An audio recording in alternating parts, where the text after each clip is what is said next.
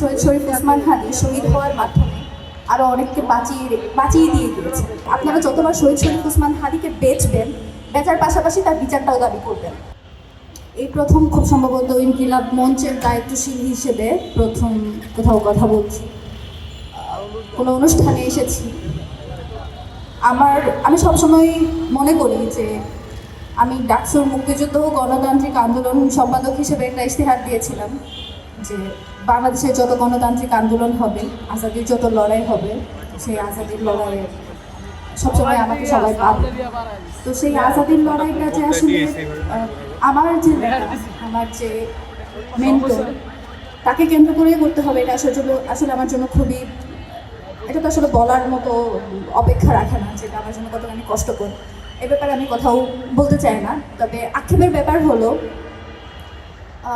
শহীদ শরীফ ওসমান হাদিকে সকলে স্মরণ করে, সকলে তার কথা বলে, তার সিলসিলা জারি রাখার কথা বলে।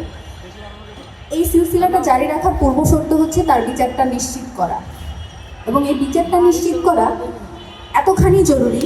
আপনারা এটা সকলেই জানেন, শহীদ শরীফ ওসমান হাদি শহীদ হওয়ার মাধ্যমে আরও অনেককে বাঁচিয়ে দিয়ে গিয়েছে।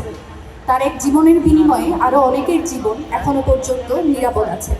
যাদের জীবন নিরাপদ আছে তাদেরকে আমরা সব জায়গায় কথা বলতে দেখি, শহীদ শরীফ ওসমান হাদিকে স্মরণ করতে দেখি, তার কথা বলে ভোটও চাইতে দেখি, কিন্তু তার বিচারের কথা বলতে দেখি না। এটা আমার আক্ষেপের জায়গা, যেহেতু এখানে অনেক মিডিয়া আছে, তার থ্রুতে আমি জানালাম যে আপনারা যতবার শহীদ শরীফ ওসমান হাদিকে বেচার পাশাপাশি তার বিচারটাও দাবি করবেন। এটা আপনার জীবনের জন্যই বেশি জরুরি, বাংলাদেশের স্বাধীনতা সার্বভৌমত্বের জন্যই জরুরি।